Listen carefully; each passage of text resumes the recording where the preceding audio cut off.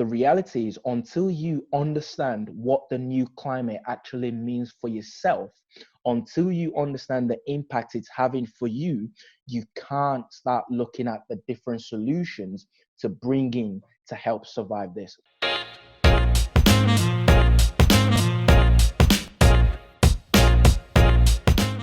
Today's topic, we're going to be looking at COVID-19. It's a business survivor webinar. For those of you that don't know me, my name is Stephen and I'm the director of SOS Creativity. On the webinar as well as a few of the SOS Creativity team members, which if you look through the participant, you'll be able to see who those are. So before I get started on the agenda, there's a little quote that I came across that I thought was very, very valid for the testing times that we're in. And as you can see on the screen, it says sometimes you need a little crisis to get your adrenaline flowing and help you realize your potential. And that has never been more true in this time that we're in, because if we look back at history, as human beings, we face a lot of trials and tribulations and a lot of uncertain time. But if you look at history, we always get through whatever it is that we face. Sometimes we just need that adrenaline. We can get too comfortable where we are until something like this happened to give us a kick and get us going again. So I thought this quote was quite interesting. From an agenda point of view, we're going to be looking at assessing and understanding the new climate. Then we're going to look at how to transition online seamlessly. We're going to look at effective communication. Then we will transition that into strengthening your marketing foundation. And at the end, before Q&A, I'm going to give 5 free important tools that we can be utilizing to ensure we're getting through these tough times. So we'll jump straight in. Assessing and understanding the new climate. It's very, very easy to look at social media, to look at the news, with all different informations going out there. It's very, very easy to get overwhelmed and start looking at the negative side of things. Things look doom and gloom, but the reality is, until you actually do your own research to understand what exactly does the new climate mean, how is it affecting you as an individual, as a company, your clients, your vendors, how is it affecting you from a day-to-day point of view, you can get overwhelmed and get drawn into the negativity of everything that's going on. Yes, it is difficult times, and yes, there are a lot of people getting affected with the virus and a few people are dying and so on. But the reality is there is still a 97% survival rate with everything that's going on. So it's important to do that research for yourself to understand, right, what are the problems that I'm facing as an individual, as a company, as an organization? What are the problems that I'm facing? Then when you know the problems, you're able to find the solutions to those problems rather than jumping on the bandwagon of everything that's going on.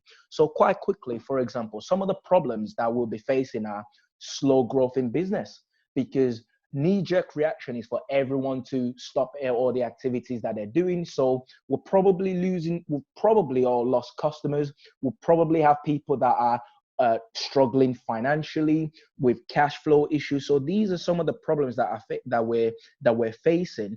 Then when you know the problem, it's time to look at the solution. So what are some of the solutions out there? Well, quite quickly, the government have been doing, in my opinion, a very good job of plugging the gap. Yes, we want things faster, but the reality is, from a reactive point of view, they've been doing quite well. So the first one is the furloughing of staff. If you're unable to retain your employees, you can furlough them for a period of time, which means the government are still able to cover up to 80% of their wages. That's one solution quite quickly to one of the big problems we're facing, which is cash flow. So that's something that might be worth looking at. For those that are self-employed, there's a scheme available out there for self-employed people where they're going to be taking an average of the previous sort of financial year in comparison to a cap of £2,500 per month. These are solutions that the government are putting in place to ensure this doesn't turn into an absolute 100% disaster. Another thing is the small business interruption, well, the interruption loan scheme that are in play. There's a list of about 40 organizations where you can approach to try and get a loan to help with the cash flow issue. So that's another solution in play. And finally, in regards to business rates, up to £10,000 worth of grants are being provided to small businesses where your local government needs to contact you for you to get access to that. So yes, if you're looking at social media, if you're looking at media in general, TV, news, speaking to a lot of other people, it does look doom and gloom. But the reality is, until you understand what the new climate actually means for yourself, until you understand the impact it's having for you, you can't start looking at the different solutions to bring in to help survive this. So straight away, it's important to, rather than jumping on the bandwagon, spend some time, take some time out to breathe, assess the new situation, and quite quickly, we'll be able to start looking at different solutions to help us through that. So now that we understand exactly what's going on, the next step is part of that solution, which is transitioning online seamlessly. The reality is we're in a world where technology is so far advanced. If this scenario was happening, say 15, 20 years ago, we would be absolutely screwed because the technology just wasn't there. But if you're able to embrace technology and be open-minded to technology, you're able to transition online seamlessly to keep that business continuity the best that you possibly can, so that we can survive this difficult period and then come out at the end a lot stronger. So what exactly does that mean? You need to look at ways to manage your customers online. You need to look at ways to manage your operation. And finally, you need to connect both two together. So from your customer's point of view, have you got a cloud-based CRM so that all you need is a smart device, an internet connection, and you have access to all your customers' information. You're able to communicate with your customers. Everyone in the organization know where every particular contact is at what stage and what status they are. That's something to consider, because your customers are the lifeblood of your business. Without customers, without managing and interacting with your customers, there's not going to be any business. So if you're able to transition online and move out of the traditional office location or business location that you're accustomed to, you can keep that business continuity going for as long as you possibly can. Then the next thing is that operation piece. What are the internal processes? How are you currently delivering the value that you provide to your customers?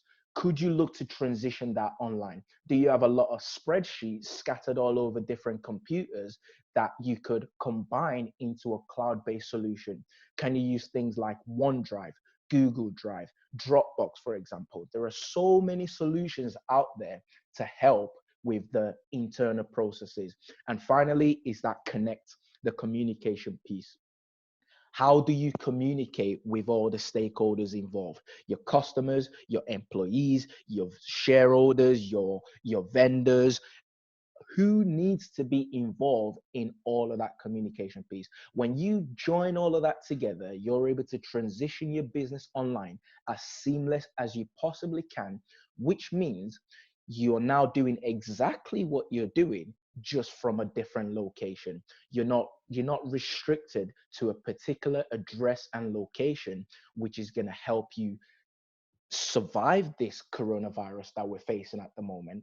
And once we survive that, your business is going to be stronger from the back of that, and you're able to grow quite quickly. Because the reality is, the issue that we're facing at the moment is going to wipe out so many business. Unfortunately, it's really difficult times, but if we're on the side that survives this, we're going to have hell of a lot more opportunities. Because think about it, in some cases, probably half of your competitors are going to get wiped out because they've not been as proactive as possible to do everything they need to do to survive. That leads us into the third point of effective communications. By the way, if if you've got the workbook, there are so many, there are spaces in the workbook for you to make notes of the conversation that we're having here and for you to use as next steps to help you go along. So if you have any questions on those first two sections we've covered so far, leave them in the chat pane. And as I say, at the end, we'll go through answering as many of those as we possibly can. Just to recap the first 2 points, if you find value in those first 2 points, leave a 3 in the chat pane below, just to make sure we're on the right tracks and this is the information we're getting is what exactly we're looking for. Brilliant. I can see quite a few 3s in there. Wonderful. So we'll move into the next step of effective communication. Effective communication, this is during every crisis or during any hardship or hard times that's going on, whether it be business, whether it be personal, communication is one of the biggest way to solve whatever trouble that we're facing. What does effective communication look like in this stage? So this is where you need to ensure you're having regular team meetings. So I'll use us as an example. Before the crisis, we'll probably have 1 meeting a week. Now that we're in this difficult period, we have at least, without fail, 3 meetings every single week. We'll have, and in some cases, even more, where we'll go into subgroups. For example, the marketing department, the sales department, the web department will have some sub meetings. Effective communication, over communicating, is how we're going to ensure everyone's on the same page so that we can survive this difficult period and ride it out. There are so many people facing different scenarios from their personal life, from their professional life. When you're able to communicate effectively, everyone's on the same page. People can come up with different ideas to ensure that we can progress through this period. So regular team meetings is a must. Can you have a meeting at the start of the week? Can you have one during the week to ensure everyone's on the right tracks? Can you have one at the end of the week to get a recap of all the activities we've been working on to make sure, right, yes, we're still doing the right things. These are some of the challenges we're facing. Let's come together to find a solution to solve that. So regular team meetings is a must. The next one is email communication. Like I mentioned earlier, if you look at social media, if you look at the media itself, there are so many negativity going on. If you can be the source of communication, of positive communication, whether by starting a weekly email campaign, a monthly, a bi-monthly, whatever the frequency is, if you can communicate to clients, customers, employees, your vendors, as many people as you possibly can. If you can be the shining light through your email communication, that you can reassure people that yes, this is a difficult period, but we're putting all these measures in place to ensure we're continuing the business as best as we can. These are some of the facts and figures that we're finding out. These is how we know it's affecting you, and here's a proposed solution. These are some of the things that the government are putting in place. By effectively communicating the positive side the best that you can, people are going to look to you as that shining light, as that leader, as that positive person. And when we survive this outbreak that we're in, there's only one name people are going to remember, which is your business, your organization, which will help you grow post the crisis. Same thing with social media updates. If you're not accustomed to posting on social media, this is probably as good of a time to start doing that. Can you post maybe once a day? Can you post once a week? Whatever the frequency is, better than not doing anything at all. Being that go-to person for the positive information, for the reassurance, is gonna have a massive impact in the overall community, because all it takes is for people to get into a negative cycle. So one person is affected, which means he affects another company, and then he affects another company. But if there can be a break in between that, okay, these guys are still going on, these guys are still carrying on their activities, these guys are still in business.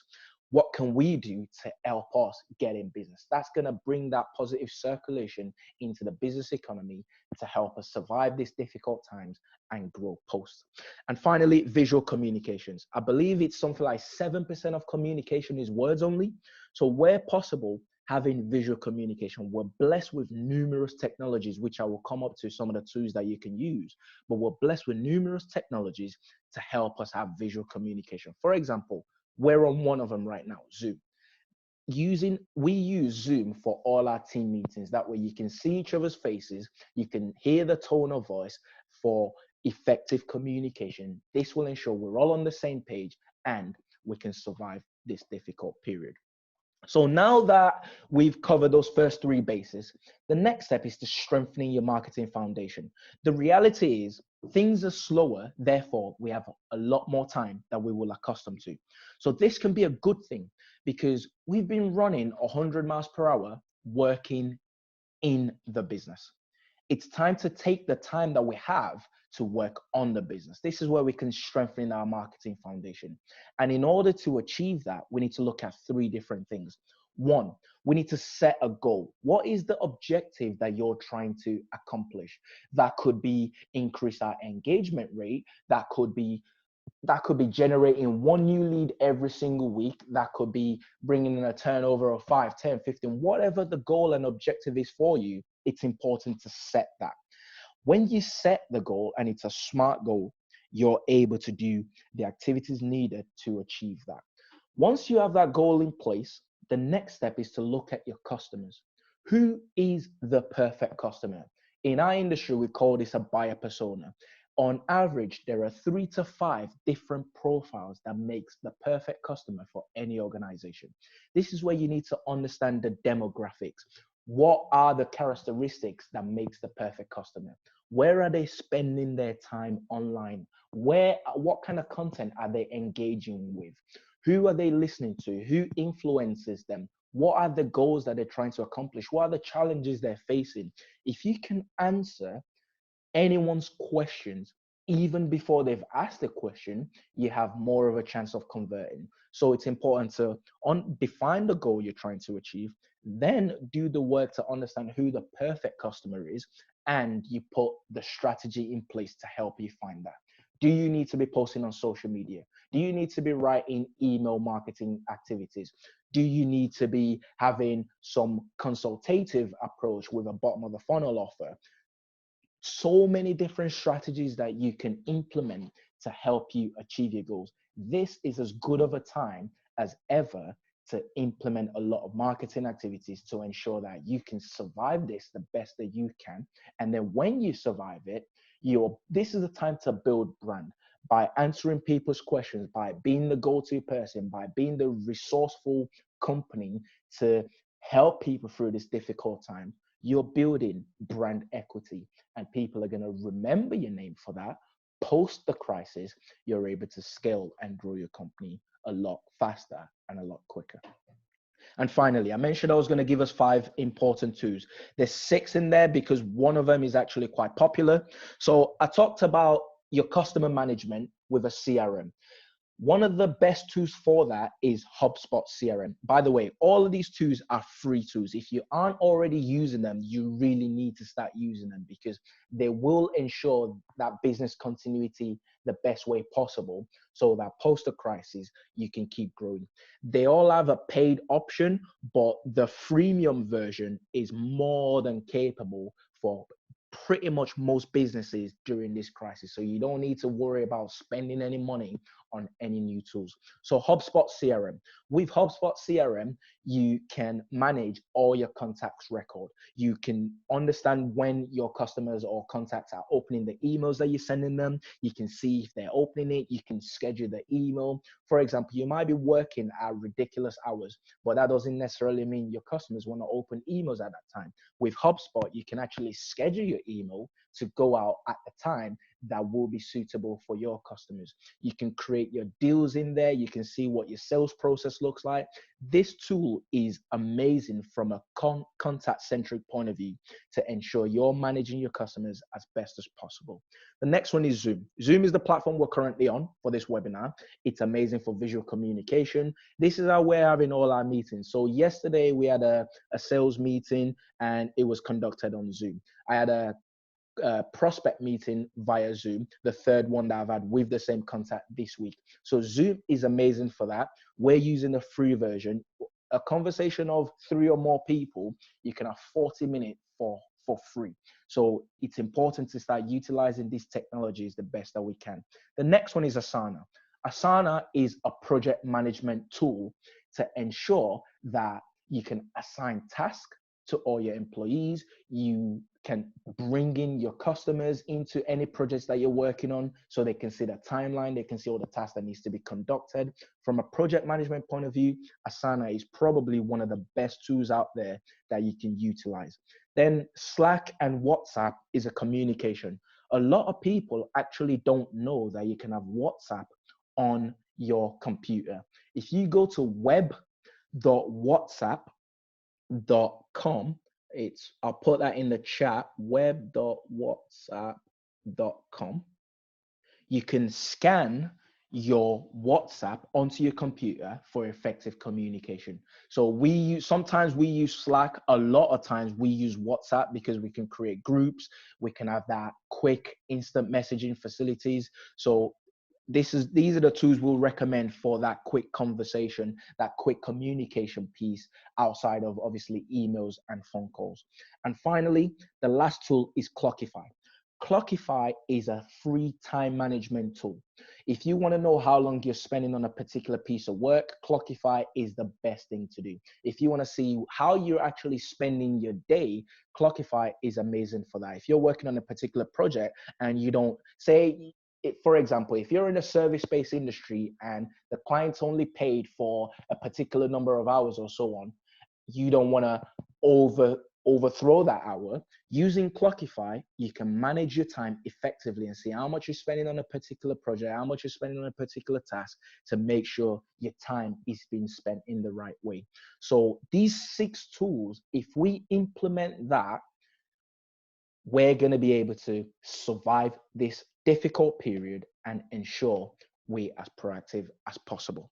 So finally, to close out the webinar, as Dave Pleasure said, something good comes out of every crisis.